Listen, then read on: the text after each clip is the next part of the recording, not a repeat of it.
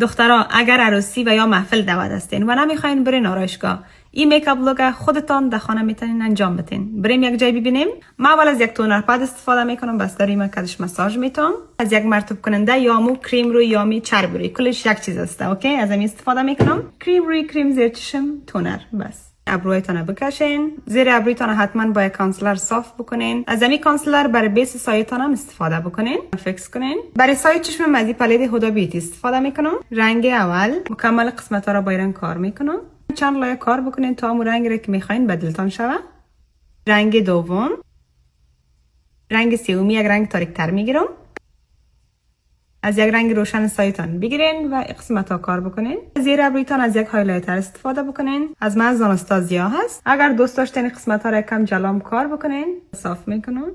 خط چشم، نصف موژه، حتما موژه بانین به خاطر که خیلی آرایشتان مقبول تر میکنه. اگر دوست داشتین قسمت های چشمتان هم خط بکنین. آرایش چشمتان که خلاص شد برین طرف میکاپ رویتان. پرایمر الف استفاده میکنم. فاوندیشن از لوریال پاریس و یک برش در بستریتان پخش کنین. حالی از بیوتی بلندرتان استفاده بکنین. البته اگر نمدار باشه خیلی بهتر است. کانتورم از فنتی بیوتی. آرایشتان بدون سرخی ناتکمیل است. سرخی ریر بیوتی. قسمت های زیر چشمتان محو کنین.